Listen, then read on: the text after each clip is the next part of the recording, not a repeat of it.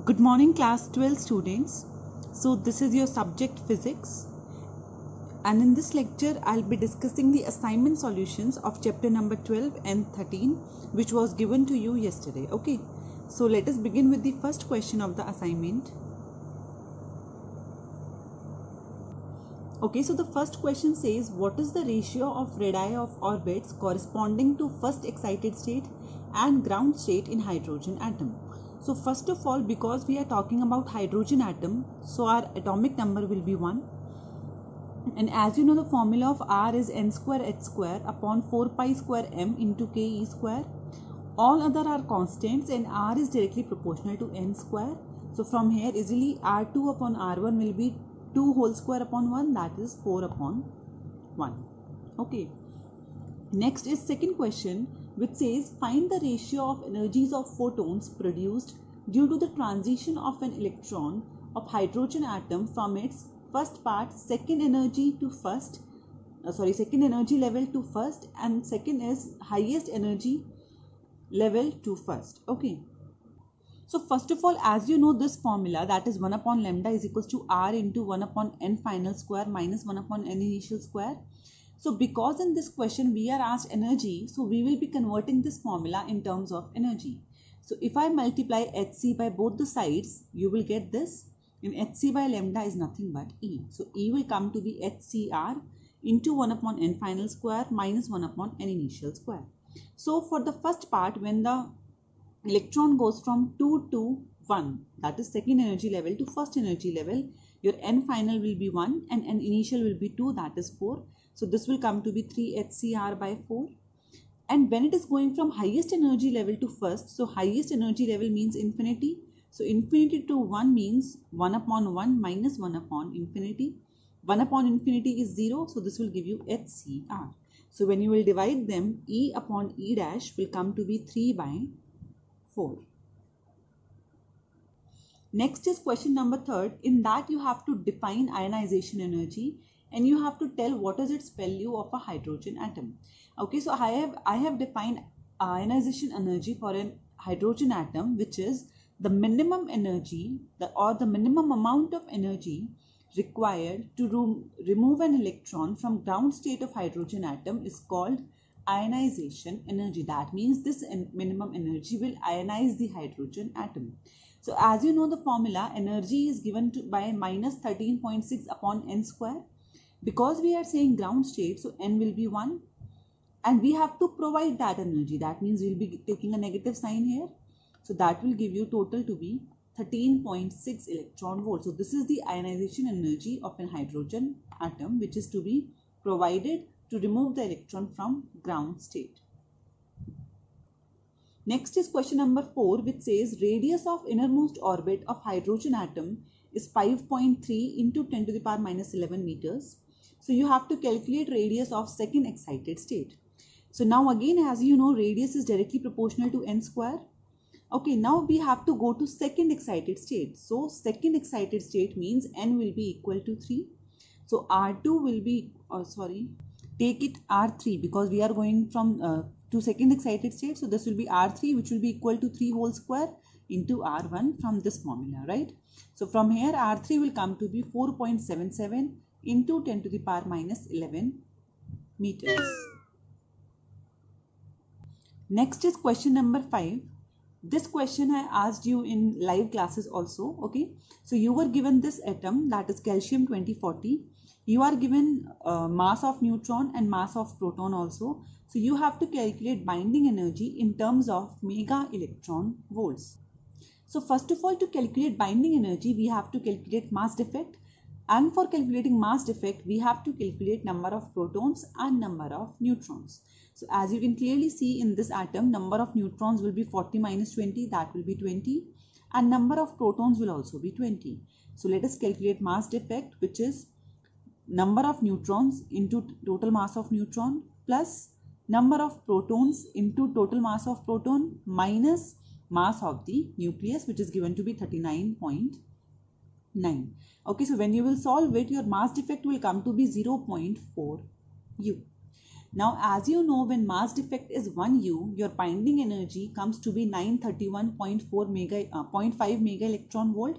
So now if mass defect is 0.4 U, just multiply it by 931.5 mega electron volt and the binding energy will come to be 372 mega electron volts. So this is the answer.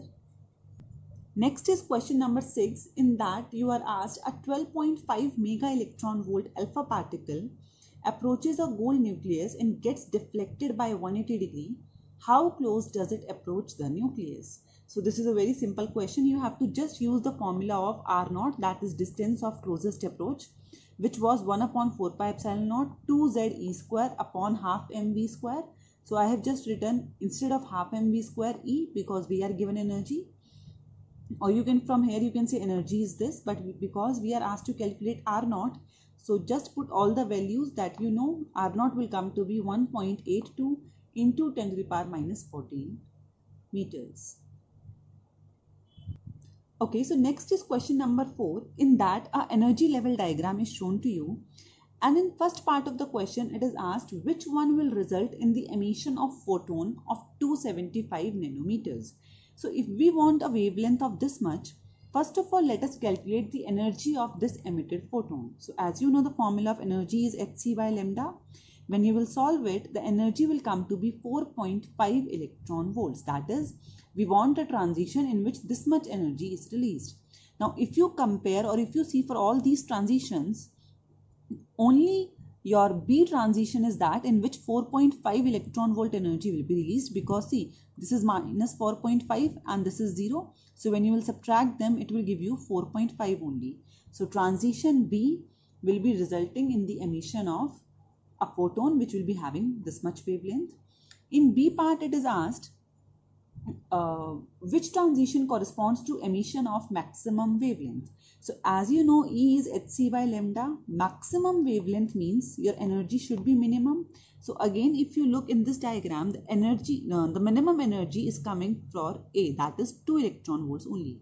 So transition A will be resulting in a photon which will be having a maximum wavelength. Next is question number 8, which says the number of alpha particles scattered at 60 degree is 100 per minute in an alpha scattering experiment. So you have to calculate number of alpha particles scattered at 90 degree per minute. Okay, so first of all, the number of particles scattered per unit area n is directly proportional to, is inversely proportional to 1 upon sine to the power 4 theta by 2, where theta is your angle of scattering. So this is the relation between number of particles scattered per area, or you can say per unit area, to the scattering angle. So here we will be using this formula only, because theta 1 is given to be 60 and theta 2 is given to be 90 and n1 is given to be 100 in question. So therefore put all these values, because see, when you will divide here per unit time, that will cancel out. So we can put here n1 to be 100, or you can say n1 per unit time will be 100. So this will be n2 per unit time, which will come to be 25 when you will solve this. So just remember this formula, we are using this here. Okay, next is question number 9, which says the energy of an electron in an excited hydrogen atom is minus 3.4 electron volts. So you have to calculate the angular momentum of energy according to Bohr's theory. So if energy is minus 3.4 and we know the formula of energy to be minus 13.6 n square, from here if you will calculate n, that will come to be 2. Now according to Bohr's theory, the angular momentum of our atom is equals to integral multiple of h upon 2 pi, which is nh upon 2 pi. N is 2, this is 2, this will cancel out. So the answer will come to be h upon pi. Now you know the value of these constants, so you can easily calculate the value of angular momentum. In question number 10, it is asked if elements with principal number n greater than 4 did not exist in nature, what would be the possible number of elements? So see, if n greater than 4 is not possible, that means only n up to 4 is possible.